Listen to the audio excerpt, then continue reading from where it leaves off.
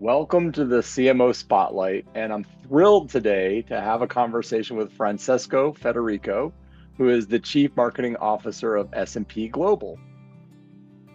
Never underestimate the power of networking with empathy, especially as you start climbing into roles of increasing responsibility and you're managing larger teams. Spending quality time with your team, with your peers is incredibly important to really make it intentional to go out there and reach out to people. So small things, but really Mhm. trying to make an authentic effort to reach out. That would be the one thing I wish someone had sort of forced me to do early on in my career.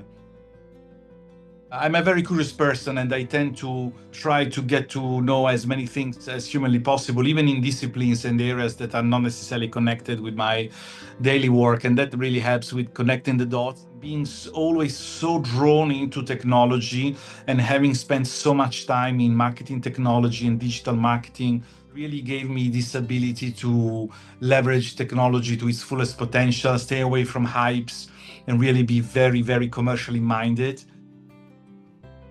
Integrity is the number one. Integrity, being a trustworthy, accountable person that lives through work day to day with integrity. I think it's the moral thing to do, but also I think it's the convenient thing to do, especially at a time of hyper transparency like the ones we live in today. With social media now, we even accelerate even further accelerated with AI. If you're not grounded into sort of values of trust, consumers will see through it. I always say to the team, yes, of course we want to move fast. I always push, especially now with AI, test and test, but always with integrity. Always make sure you sort of remind yourself, the brand we're in, the responsibility we have to our shareholders, stakeholders, clients. We need to protect our data. We need to protect our estate. We need to protect the value that we have built over so many years. And so there is always that balance between, yes, pushing the envelope, less, yes, obviously it's a competitive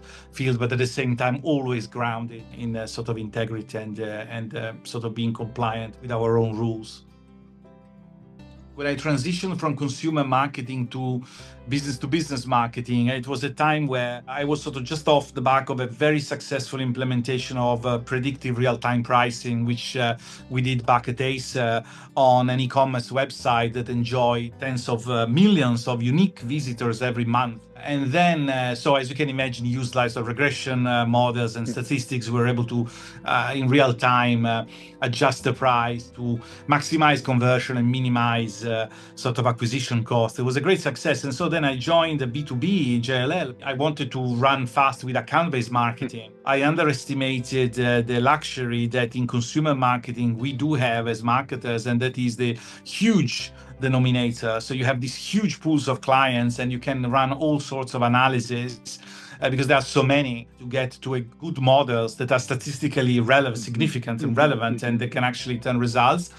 That was not the case in B2B. I mean, I remember in commercial real estate, in the capital markets audience, we literally had an audience of like 4,000 individuals across the whole of EMEA to really try to, in real time, optimize for such a small audience. That wasn't really going to work. We pivoted through a content hub experience based on personas or based on accounts. When you really work with high value cohorts, there might be ROI in not automating everything and actually curating experiences. Sort of experience translated well now here at S&P, where we launched more than a year ago now the Chief Client Office. Yes, we're using data for our top CCO accounts. We're still very much white gloves. We are creating content experiences that are unique to them because the ROI is there. Maybe a newsletter campaign or a content hub on the website or an exclusive event that really makes the difference. And so that was a very interesting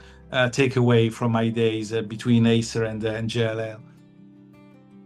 One brand that I really admire is Patagonia. What they've done with the Yeah. marketing, especially in the early days, was incredible because they were really prepared, in some cases, even to lose a little bit of market share in exchange for sort of standing for a particular principle. And I think that is one example of where actually what is good thing to do, the moral thing to do, also happens to be the commercially clever thing to do. And in general, I'm drawn towards brands that really have this courage for innovation. And there is another one that's much more sort of niche, the sort of the Nothing phone. So I think it's the Nothing company. It's an Android-based smartphone. They also have headphones and earphones, but I think the whole concept behind the Nothing company is about simplicity and the joy of beautiful objects and design. So it's design heavy. They're very much connected with Central St. Martin's, which is this sort of huge design center university we have in London.